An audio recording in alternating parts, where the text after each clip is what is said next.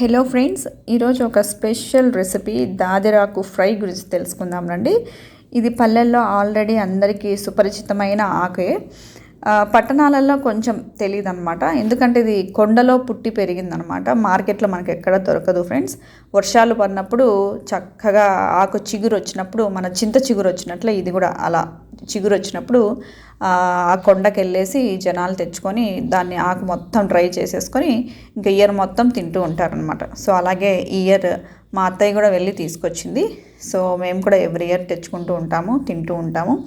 ఆరోగ్యానికి చాలా మంచిదని నేను సెకండ్ క్లాస్ చదివేటప్పుడు మా అబ్బా నాతో షేర్ చేశారనమాట. వాళ్ళు 1960s ఆ టైంలో పెద్ద కరువు వచ్చిందంట. అంటే వర్షాలు లేక, పంటలు పండక, ఈ జీవాలకి మేత లేక, మనుషులకు తినడానికి ఒడ్లు లేక చాలా ఇబ్బంది పడినారంట. అప్పుడు కొండ నుంచి ఈ ఆకు తెచ్చుకొని వండుకొని ఉత్త ఆకే తినేవాళ్ళంట.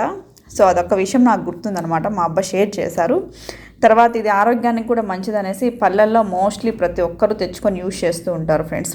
సో దీని ప్రిపరేషన్ ఏంటంటే చాలా ఈజీ. నార్మల్ మనకు కుక్కర్కి వేసేసుకొని ఆకు ఒక్కటే అయితే కొంచెం ముద్దలాగా కడుతుంది కాబట్టి కొంచెం పెసరపప్పు కానీ కందిపప్పు కానీ యాడ్ చేస్తే మనకు ఆకు అనేది సపరేటెడ్గా ఉంటుందన్నమాట.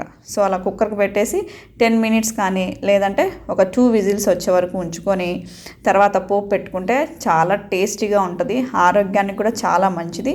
పల్లెల్లో అయితే బాలింతలకు ఎక్కువ పెడుతూ ఉంటారు, పాలు బాగా పడతాయి. వెళ్ళిపోయిన బ్లడ్ అదంతా మళ్ళీ రావాలి కదా అన్నట్లు ఎనర్జెటిక్ ఫుడ్ లాగా ట్రీట్ చేస్తూ ఉంటారు.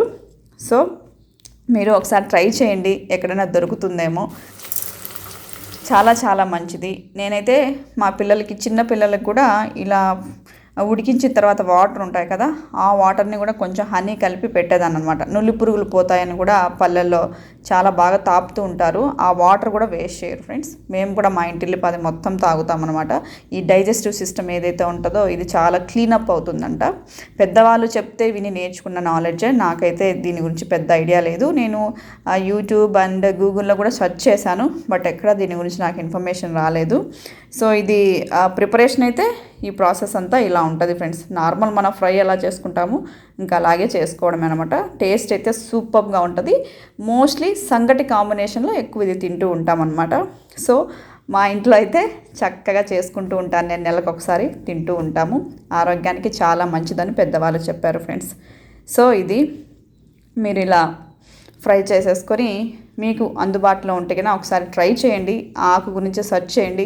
మీకు ఏదైనా ఎక్స్ట్రా నాలెడ్జ్ మీరు గెయిన్ చేసి ఉంటే నాకు కూడా కామెంట్ సెక్షన్లో ప్లీజ్ షేర్ చేయండి ఫ్రెండ్స్. నాకు కూడా పెద్ద ఐడియా లేదు ఈ ఆకు గురించి. Thank you so much for watching my video and please do subscribe my channel for more healthy videos. So take care, always be happy, be healthy. Bye bye.